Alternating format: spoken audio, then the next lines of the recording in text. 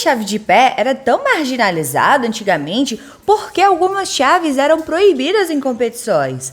Roger Gracie explica o porquê, então fique comigo para saber mais sobre isso.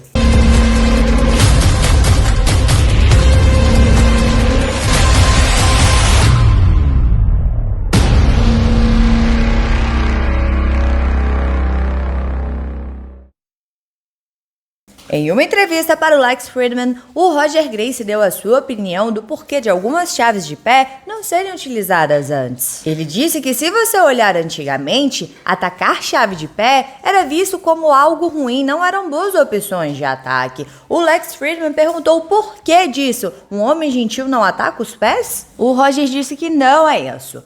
Todas as competições que foram criadas antigamente, as regras tinham o objetivo de simular uma luta real. Sem socos, mas com kimono. Se você perguntar o que é jiu-jitsu, tipo, qual é o objetivo principal do jiu-jitsu? Dominar o seu oponente. E qual é o objetivo da luta? Claro que quando estamos lutando, o objetivo principal é a finalização. Mas antes, o objetivo é dominar o seu oponente. Quando estamos lutando, eu preciso te dominar e aí a finalização aparece. E as chaves de pé, não é necessário nenhum domínio sobre o seu oponente. Você não precisa estar em uma posição de domínio para atacar uma chave de pé. E se eu ataco seus pés, você está livre para me nocautear. Se seu corpo vai até meu pé, eu ainda posso chegar perto de você e me levantar e vou te socar. Então não é uma boa opção de se estar em uma luta real, atacando as pernas. Quantas vezes as pessoas foram nocauteadas atacando os pés? Dá ruim em luta de MMA. Claro que algumas vezes temos sucesso com o heel hook, sem questionamentos, mas quantas vezes deu errado? Então você não pode dizer que é a melhor posição que se pode estar. É tranquilo atacar? É,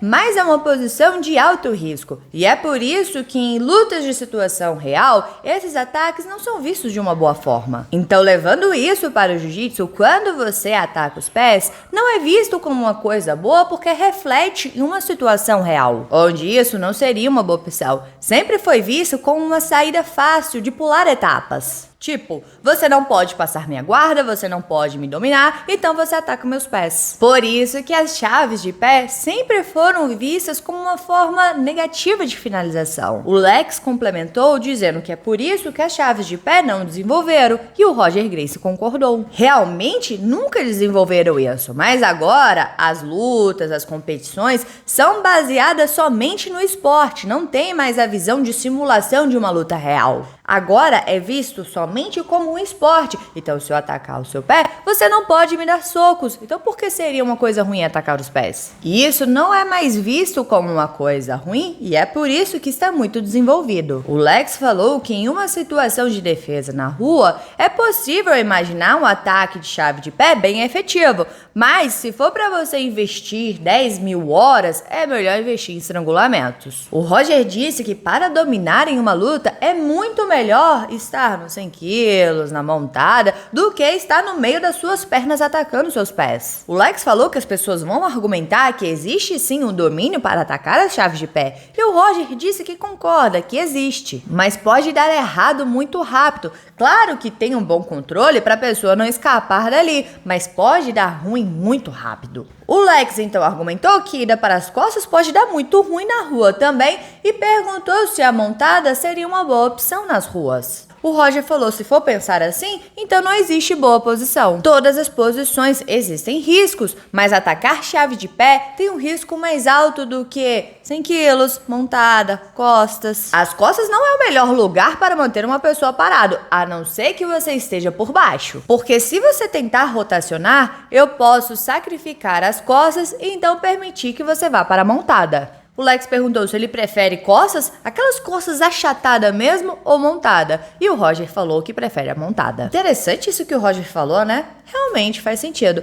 Mas atualmente, como as chaves de pé não são mais marginalizadas, houve um avanço muito grande nesse domínio. Podemos ver isso na luta do Gordon Ryan contra o Cyborg.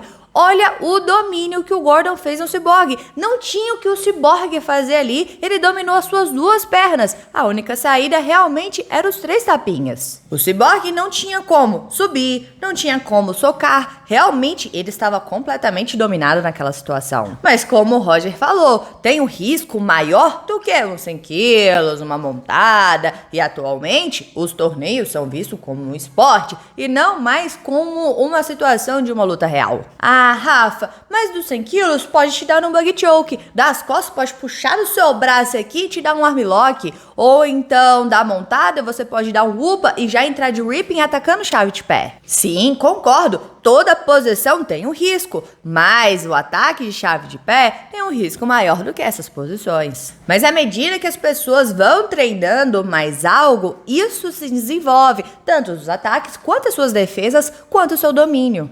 O esporte está em constante evolução e eu sou a favor dessa evolução. Eu prefiro que libere do que proíba. Na liberação, você cria armas, estratégias, ataques, você desenvolve. E na proibição, você simplesmente não treina e quando é válido em outros torneios, você é pego. Então libera Ryuhuk no kimono, por favor. Brincadeira, galera. O vídeo não foi pra falar sobre isso, não. Mas